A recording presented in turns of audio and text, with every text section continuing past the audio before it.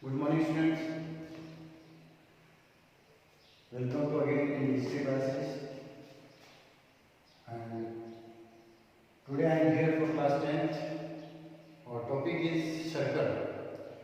So first we define what is the definition of circle. Circle is the collection of all points.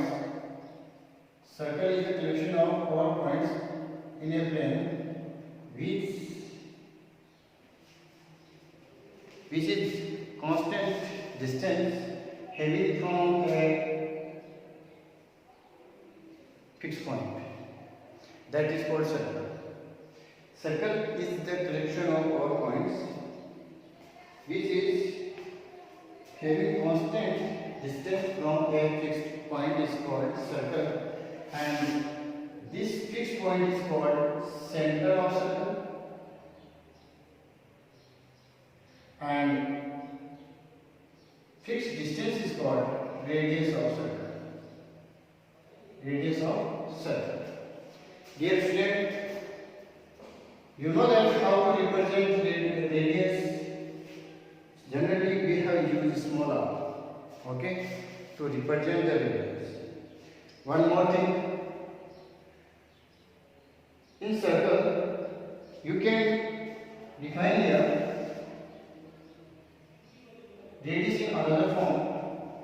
Distance between center to the boundary of circle is called distance between center to radius is called distance between center to boundary. Okay, distance between center to boundary is called radius. Now we will define here first circumference. So you know that what is the definition of circumference? Circumference means length of boundary. Length of boundary of a circle is called circumference, means total length of circle. This. If we cut, suppose that we have a wire, okay, and wire is circle shape, wire is circle shape, okay. So if we cut it and make it a straight line, make in form of straight line, so the measurement is called circumference, okay. In this way, you can suppose that this is a wheel, you can use it, okay, any wire to make a circle. If we break this and we have made a straight path, so measurement from first starting and end point, that is the called of circumference length, okay. So circumference means length of boundary. For next, chord. Chord is a line segment. Chord is a line segment of a circle which intersect circle into distinct point, but it not passing through the center. That is very important definition of parts of circle. Means this is definition of chord. Chord is a line segment. This is the center of circle. And if you draw a line segment in a circle, name of this line segment is AB. So AB is called why? Because this line segment touches the circle on two points A and B, but this line segment never passes through the center. So it is a correct definition of chord. Then how to define diameter?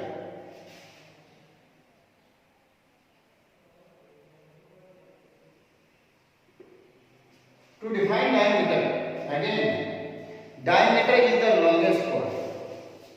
Diameter is the longest chord. Means definition of diameter similar to chord, but something different.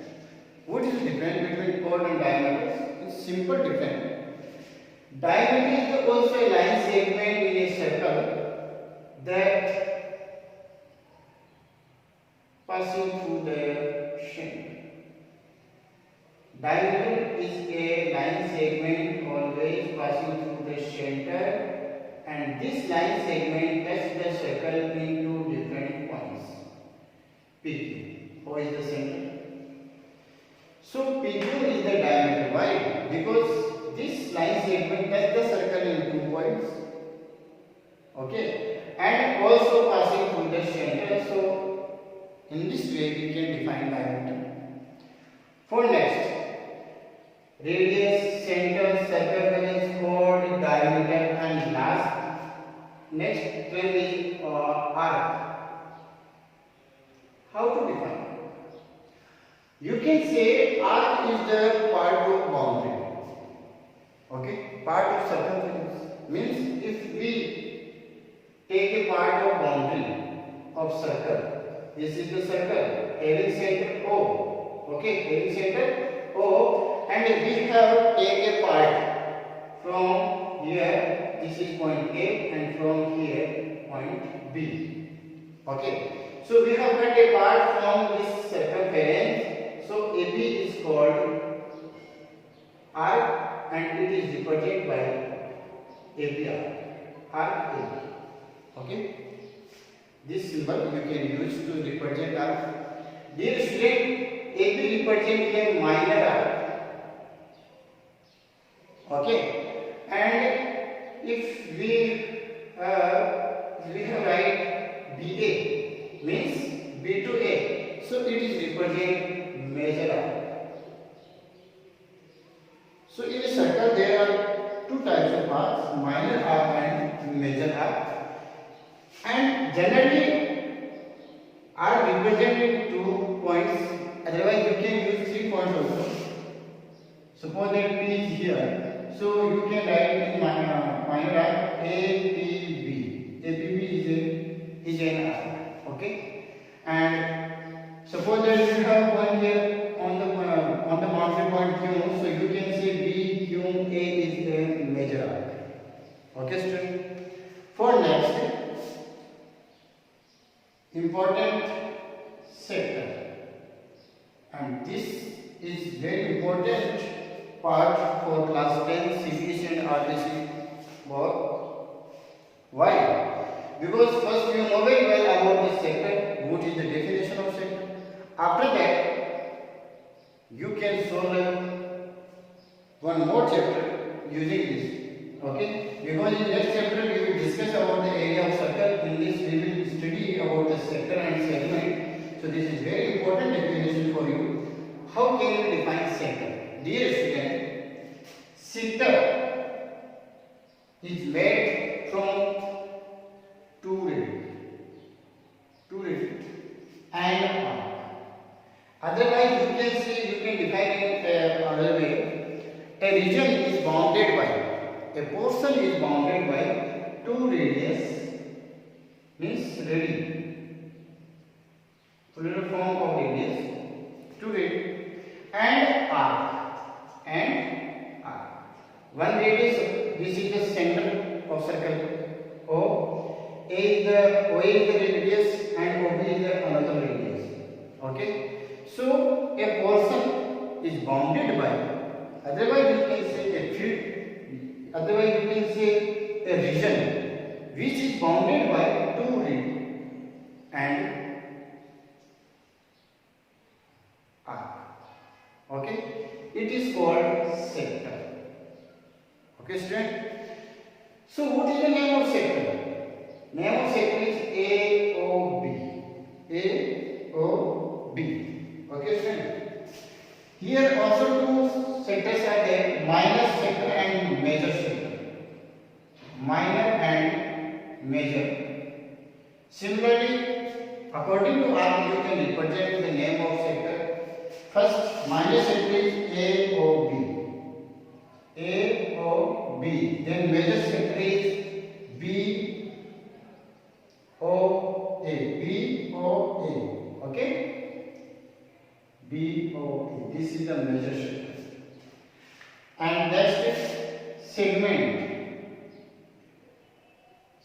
Segment.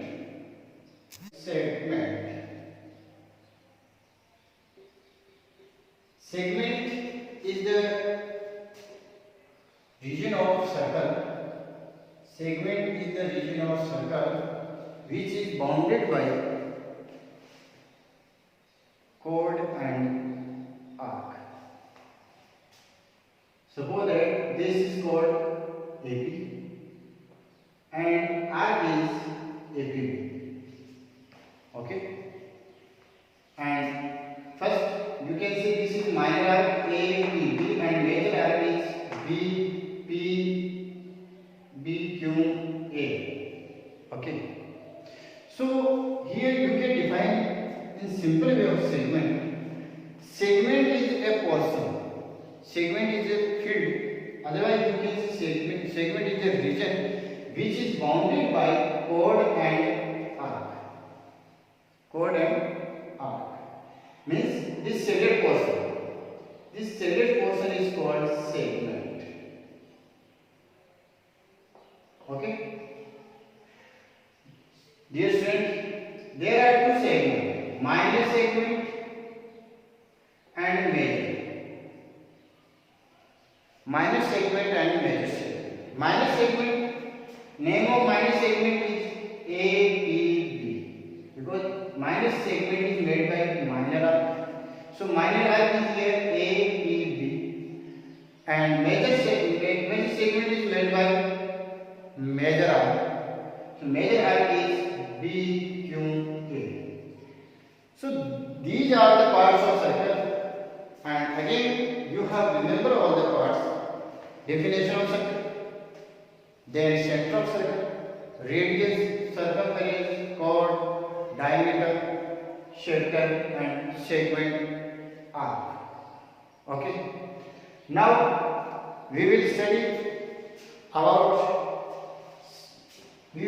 some theorems related to your chapter.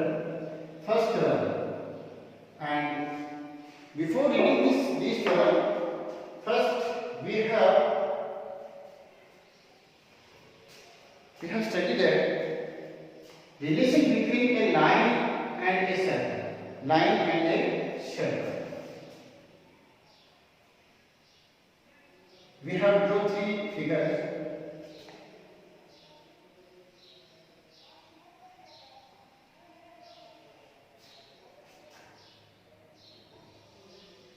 Figure first, figure second, and figure third. And find out the relation between line and circle. In first figure, line and circle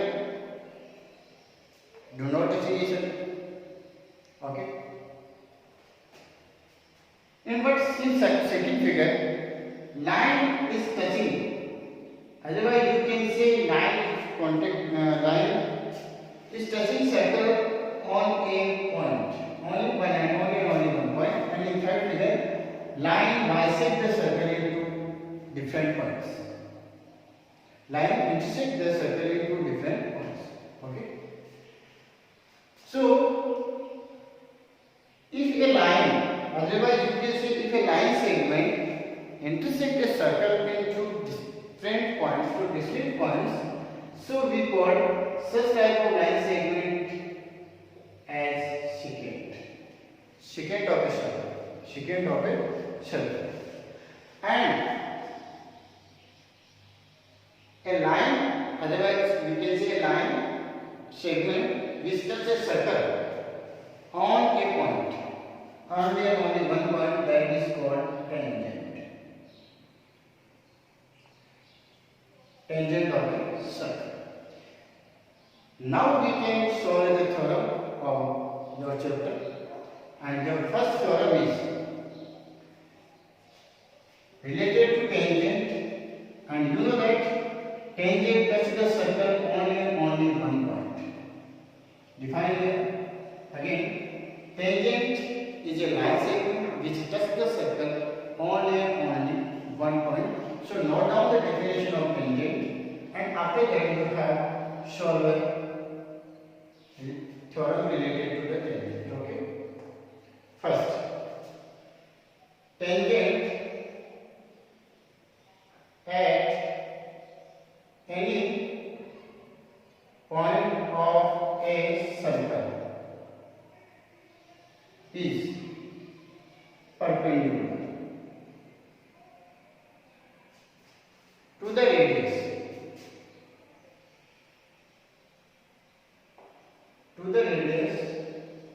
through point of contact.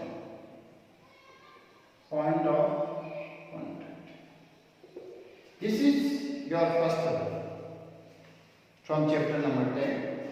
Theorem 10.1. Tangent at any point of a circle is perpendicular to the radius through point of contact. What is saying this statement? This statement is saying, first you draw a circle, okay, and center point is O, heavy center point O, okay. You can draw any tangent, any point on circle. Means now I am drawing a tangent, okay, here. This is the tangent PQ. Okay, student? And this tangent touch the circle at only one point, and this point is called, I am taking here as R. Okay? So R is the contact point of contact, and this is saying tangent at any point of circle is perpendicular to the radius. To the radius means if we draw radius, so for radius what we do? We have joined center to the boundary. Okay. So radius OR always perpendicular on PQ. That is the statement, and we want to prove here. It is correct or not? It is always correct. But why? We have need to prove here. Dear student, you can take here any point outside the circle, but on the tangent. Suppose that this is the point here, again T. If we join O to T, so from this figure, which triangle is here? ORT. Triangle's name is ORT.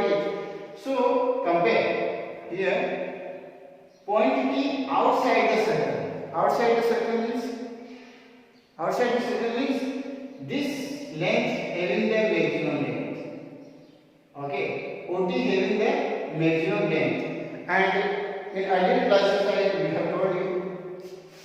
Okay, means largest length having largest angle, largest length having largest angle.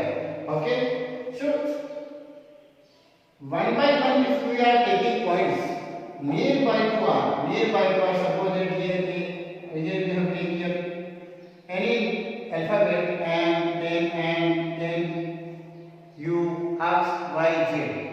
So after that we get the solution. OR is the smallest length.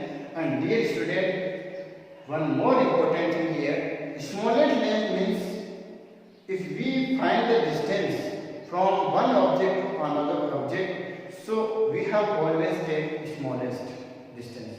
Smallest distance means we have take perpendicular length. To find out the distance between two objects, we have take the perpendicular length. Okay, so that's why OR is perpendicular on PQ. Okay, and in next term I will tell you how can we do that OR perpendicular PQ. Okay, check here again for next, and this is very important term, and now I am telling you about the length of tangents. Okay, so you have remembered this fact.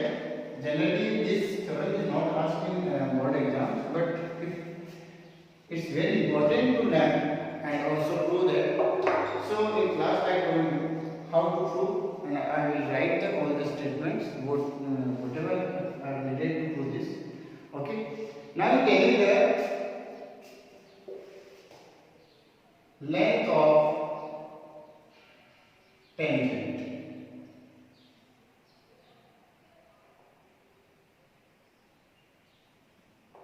Length of tangent. Dear student, again there are three possibilities. First, if point, this is the circle, and we have taken a point inside the circle. So how many tangents we can draw? We can be drawn how many tangents if point is inside the circle. If we take a point on the boundary of circle, so how many tangents we can draw? And third possibility, if we take one point outside the circle, so how many tangents we can draw, and what is the relation between them? In first possibility, dear student, we can't draw any tangent. Why? Because according to definition of tangent is a line which touches the circle only and only one point.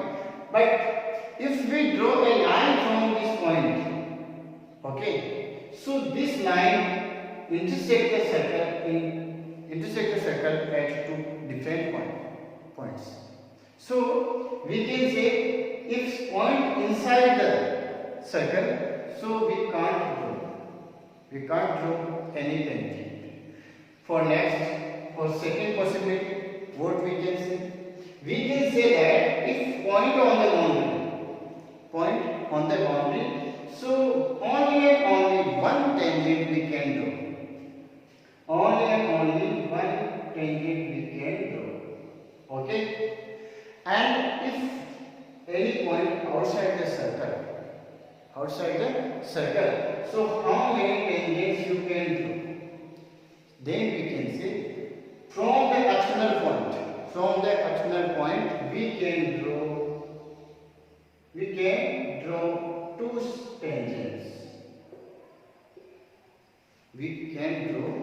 two tangents. So 0, 1 and 2. That is our solution.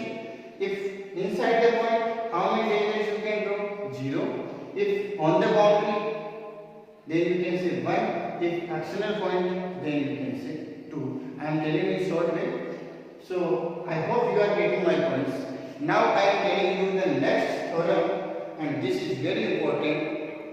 Okay, for you.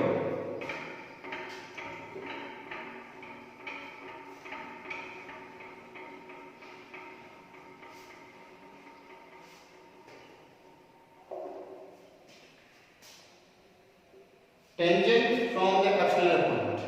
Okay? Tangent from the axonal point. Okay, student?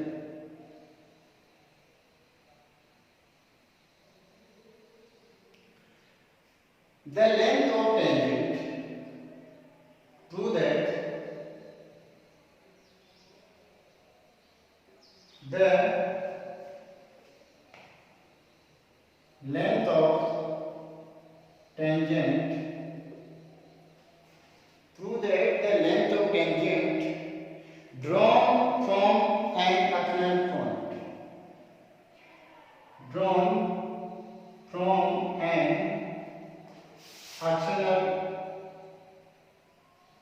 point, is equal.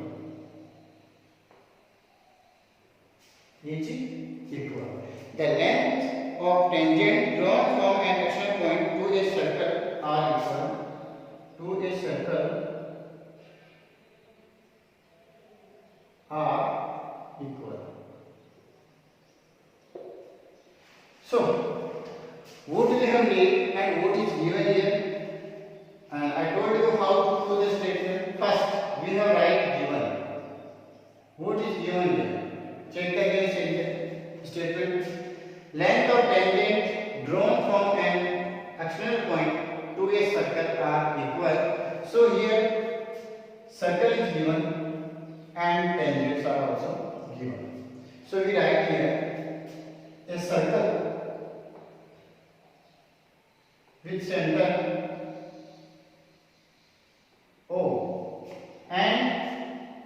You can write here two names of tangents, any name according to your choice, and an external point is also. So first I am drawing the figure.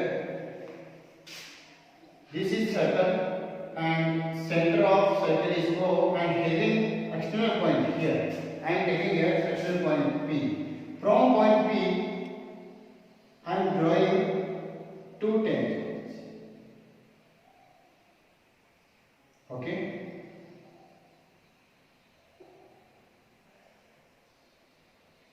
And these tangents touch the circle at Q and R. Okay. So a circle with center O and external point P.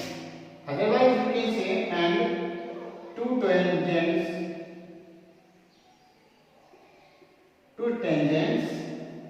PQ and PR. A circle with center O and two tangents PQ and PR, okay, which touch the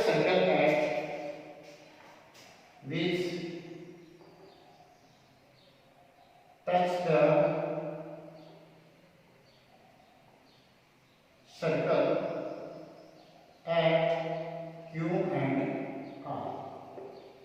That is given. Now for second point we have to write here proof. What we want to prove? What is asking in this statement? Here asking the length of tangent are equal. Means length of tangent is from P to Q. So PQ equal to PR. We want to show here. Okay. And for third statement, what is given in third statement? In third statement we have write here construction if need. Okay, student? You can see construction is helping us to prove the statement. Okay. So what we do in construction?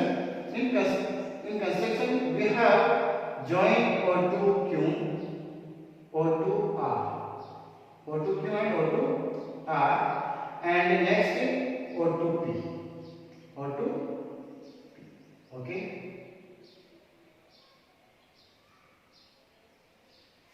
This is our construction. So you can write here we have joined. Otherwise you can show we join OQ, OR and OP. This is our construction. And next and final point that is very important, proof. Now we have to start our proof. First you write given, after that you write proof, after that construction, and at last you write proof. And in proof, what we write first? Dear student, you know that you can start your solution from previous theorem because OQ is the radius and PQ is the tangent. So what is the relation between tangent and radius? I told you that tangent of any point on the circle, okay, is perpendicular to the radius through point of contact. I told you in first theorem. So we can say here in this figure in triangle there are two triangles. Triangle first OQP and ORP. So in figure you can say OQ perpendicular on PQ and OR perpendicular on PR. Why? You can write here by theorem. By theorem we can say PQ perpendicular on OQ perpendicular on PQ and OR perpendicular on PR. Okay. Otherwise it is better for you. You can write the statement properly. Okay. Now we want to show that PQ equal to PR. So we have taken two triangles. Triangle O, PQO and PRQ. Otherwise you can take OQP, ORP, and we want to show their combination. So now I am solving your solution here. Okay. In triangle, okay, in triangle OQP and triangle ORP, check. We want to combine here, so we will check here which part is common here. Okay, which is equal in both triangles. Okay, so from triangle, first triangle O2P, so from this we will get here OQ equal to OR. Why? Because we can write equal radius. Equal radius, you can see radius of a circle. And you know that I told you in the definition of circle, in a circle all the radius are equal. Okay. For next, what is common here? Check. Here OP is OP because this side is common in both triangles. This side is common in both. This side is common in both triangles. So we can say OP equal to OP. And last and final, from this we can write angle OQP equal to angle ORP by both angles are equal because these two angles are 90 degrees. Okay. And where from you get by theorem, otherwise you can see. Okay. So which complexity rule you can apply here? Dear student, check again. This is right angle. OP is the hypotenuse of triangle and OQ is the any side. You can see here. Okay. So we have applied here RHS congruency. By RHS congruency, we can say triangle OQP congruent of triangle ORP, and that's why PQ equal to PR. Therefore, PQ equal to PR by CPCT. CPCT means corresponding parts of congruent triangles are always equal. So in this way, you can solve this theorem. Okay, and try to solve and try to understand this concept of circle. I hope you are enjoying my class and you are getting proper points whatever I told you in today's class. Thank you for watching.